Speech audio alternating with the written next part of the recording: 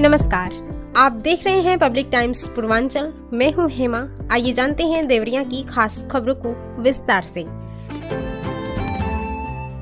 Police line Deoria के प्रेक्षागृह में विशेष किशोर पुलिस इकाई की मासिक समीक्षा बैठक संपन्न हुई। बैठक की अध्यक्षता क्षेत्राधिकारी नगर संजय कुमार रेड्डी ने की तथा संचालन संरक्षण अधिकारी जयप्रकाश तिवारी ने किया। बैठक में बाल विवाह रोकथाम पर विशेष चर्चा हुई। जिला परिवीक्षा अधिकारी अनिल कुमार सोनकर ने बाल विवाह से जुड़े कानून व रोकथाम उपाय बताए। साथ ही संरक्षण अधिकारी ने अवगत कराया कि 18 वर्ष के कम उम्र की लड़की व 21 वर्ष से कम उम्र के लड़के का विवाह करने पर 2 वर्ष तक की सजा व 1 लाख रुपए जुर्माना का प्रावधान है। ऐसी घटनाओं की जानकारी चाइल्ड हेल्पलाइन 1098, महिला हेल्पलाइन 181 या पुलिस हेल्पलाइन 112 पर देने की अपील की गई। बैठक में स्वास्थ्य विभाग, श्रम विभाग, किशोर न्याय बोर्ड, बाल गृह तथा विधिक सेवा प्राधिकरण से जुड़े अधिकारियों ने अपने अपने विषयों पर जानकारी साझा की। प्रभारी निरीक्षक ASTU ने बाल कल्याण पुलिस अधिकारियों को निर्देशित किया कि प्राप्त दिशा निर्देशों के अनुसार कार्यवाही सुनिश्चित करें। मुख्य विकास अधिकारी प्रत्युष पांडे ने बताया कि माननीय विधायक खेल स्पर्धा के आयोजन को लेकर विधानसभावार निर्धारित तिथियों एवं स्थानों में संशोधन किया गया है। पथरदेवा विधानसभा में पूर्व निर्धारित तिथि 24 अक्टूबर थी, जिसे कृषि मंत्री के निर्देशानुसार बदलते हुए 6 दिसंबर कर दिया गया है। यह प्रतियोगिता राजेश्वरी देवी राम सुभग सिंह महाविद्यालय तथा महाराणा प्रताप इंटर कॉलेज कुर्मीपट्टी पथरदेवा में आयोजित की जाएगी। उन्होंने बताया कि इस खेल स्पर्धा में कुल 8 विधाओं कबड्डी, एथलेटिक्स, वॉलीबॉल, कुश्ती, बैडमिंटन, जूडो, फुटबॉल एवं भारोत्तोलन की प्रतियोगिताएं आयोजित की जाएंगी। स्पर्धा में सब जूनियर, जूनियर एवं सीनियर वर्ग के खिलाड़ी प्रतिभाग करेंगे। प्रतिभागियों का पंजीकरण युवासाथी.in तथा सांसद खेल महोत्सव.in पोर्टल पर किया जा रहा है। इच्छुक खिलाड़ी इन पोर्टलों पर पंजीयन कर निर्धारित तिथि और स्थान पर प्रतियोगिता में भाग ले सकते हैं। भागलपुर में उपभोक्ताओं को राहत देने के लिए पावर कॉर्पोरेशन ने बिजली बिल राहत योजना लागू की है, जो 1 दिसंबर से शुरू होगी। इस योजना का उद्देश्य बकाया बिलों में छूट और भुगतान को सरल बनाना है। योजना 3 चरणों में चलेगी। पहला चरण 1 से 31 दिसंबर, दूसरा चरण 1 से 21 जनवरी और तीसरा चरण 1 से 28 फरवरी तक चलेगी। तीनों चरणों में ब्याज पर 100% छूट का लाभ मिलेगा। दिसंबर में भुगतान करने पर मूलधन में 25% की अतिरिक्त राहत भी दी जाएगी।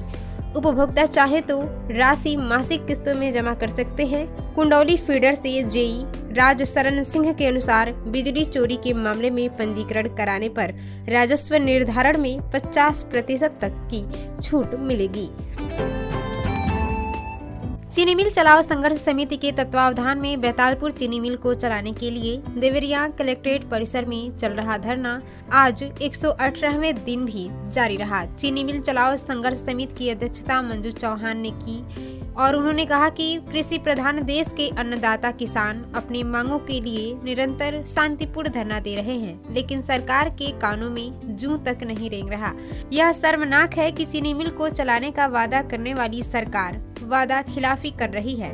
देश स्तर में भी किसानों के साथ वादा खिलाफी चल रही है, जबकि माननीय मुख्यमंत्री देवरिया के चुनावी जनसभा में सन 2019 से लगातार चुनावी घोषणा में बैतालपुर चीनी कॉम्प्लेक्स लगाने की घोषणा कर रहे हैं, लेकिन इसके बाद भी बैतालपुर चीनी मिल चलाने की कोई प्रतिक्रिया दिखाई नहीं दे रही। अगर बैतालपुर चीनी मिल जल्द से जल्द नहीं चलाई गई तो किसान सड़क पर तथा गांव में प्रचार प्रसार करके एक लंबा आंदोलन करने की तैयारी कर रहे हैं। आंदोलन की सारी जिम्मेदारी शासन प्रशासन की होगी।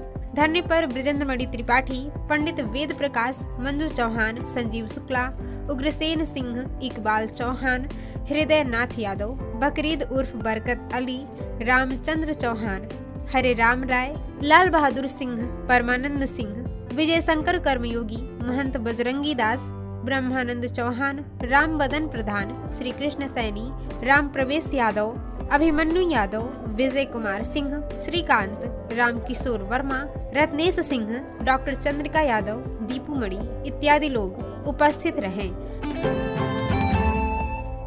देवरिया के रामनाथ स्थित शिवपुरम कॉलोनी वार्ड नंबर 28 में मतदाता सूची पुनरीक्षण का कार्य जारी है। यहां बीएलओ अर्चना पांडेय, किरण सिंह और आशा गुप्ता मतदाताओं का विवरण एकत्र कर सूची में नाम जोड़ने, संशोधन एवं विलोपन की प्रक्रिया में सक्रिय रूप से जुटी हुई है।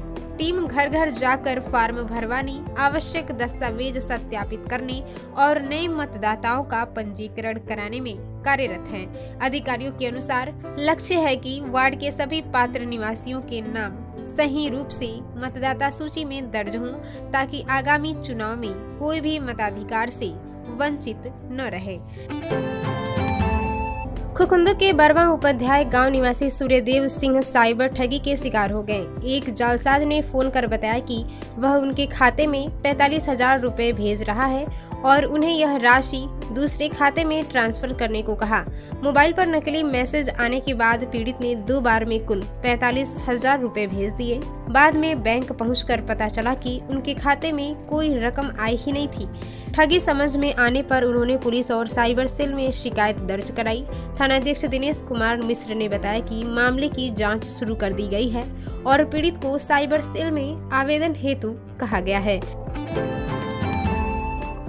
रुद्रपुर में मतदाता सूची पुनरीक्षण कार्य में बीएलओ को लगातार दिक्कतों का सामना करना पड़ रहा है। कई परिवार एसआईआर फॉर्म में बहुओं का विवरण नहीं दे रहे हैं, जिससे गणना प्रपत्र ऑनलाइन फीड नहीं हो पा रहे हैं। इसी कारण बीएलओ और पर्यवेक्षक दिन रात डेटा फीडिंग में जुटे हैं। 344 बूथों में अभी तक 58% डेटा ऑनलाइन किया जा चुका है, जबकि कुल 3,24,661 मतदाताओं में 1.5 लाख से अधिक का विवरण अभी भी लंबित है। कई गांवों में 50% से भी कम गणना प्रपत्र भरने की स्थिति है, जिससे कार्य की गति धीमी बनी हुई है। ग्रामीण क्षेत्रों में सर्वर समस्या भी बड़ी बाधा है और बीएलओ देर रात तक तहसील सभागार में डेटा अपलोड कर रहे हैं। एसडीएम हरिशंकर लाल ने बताया कि पूरा स्टाफ कार्य को समय पर पूरा करने के लिए प्रयासरत है। बरहज के कपरवार घाट पर पशु तस्करों को पकड़ने के लिए सड़क पर कील बिछाकर पुलिस ने जाल तैयार किया, लेकिन तस्कर पिकेट पार कर गोवंशों से भरी पिकअप लेकर लवर्ची वार्ड तक पहुंच गए। तेज रफ्तार के चलते पिकअप अनियंत्रित होकर सड़क किनारे गड्ढे में पलट गई और तस्कर मौके से फरार हो गए। पुलिस ने वाहन से एक गाय, एक बछिया और 5 बछड़ों को बरामद कर कान्हा हाउस भेज दिया। कील बिछाने से राम जानकी मार्ग पर वाहनों की कतार लग गई थी। लगभग 1.5 घंटे बाद मार्ग को खाली कराया जा सका। पिकअप आजमगढ़ की बताई जा रही है। पुलिस मामले की जांच कर रही है। पथरदेवा ब्लॉक के मलवाबर बनरही ग्राम पंचायत में वर्ष 2020 में आवंटित 48 पट्टों को अनियमितता पाए जाने पर एसडीएम ने निरस्त कर दिया।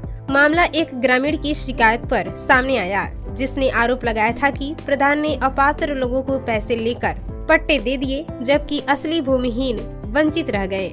जांच में पाया गया कि 3 साल बाद भी अधिकांश लाभार्थियों ने भूमि पर कब्जा नहीं किया और आवंटन प्रक्रिया के दौरान न तो ग्राम सभा की खुली बैठक हुई, न ही मुनादी। एसडीएम श्रुति शर्मा ने बताया कि अनियमितता साबित होने पर सभी 48 पट्टे रद्द कर दिए गए हैं।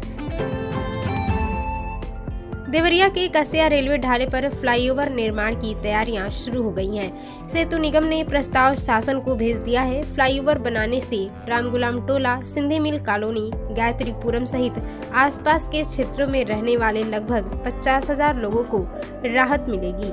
साथ ही बिहार आने जाने वालों की यात्रा भी सुगम होगी। वर्तमान में यहां दिन भर ट्रेन आवागमन के कारण ढाला ज्यादातर समय बंद रहता है, जिससे जाम की समस्या बनी रहती है। प्रस्तावित फ्लाईओवर स्टेशन रोड से शुरू होकर बेखमपुर रोड तक बन जाएगा। इसकी लंबाई लगभग 641 मीटर व चौड़ाई 7.5 मीटर होगी, जिस पर करीब 82 करोड़ रुपए खर्च होने का अनुमान है। ये थी देवरिया की खास खबर। आप इसे देख रहे थे पब्लिक टाइम्स पूर्वांचल पर। मैं थी आपके साथ हेमा।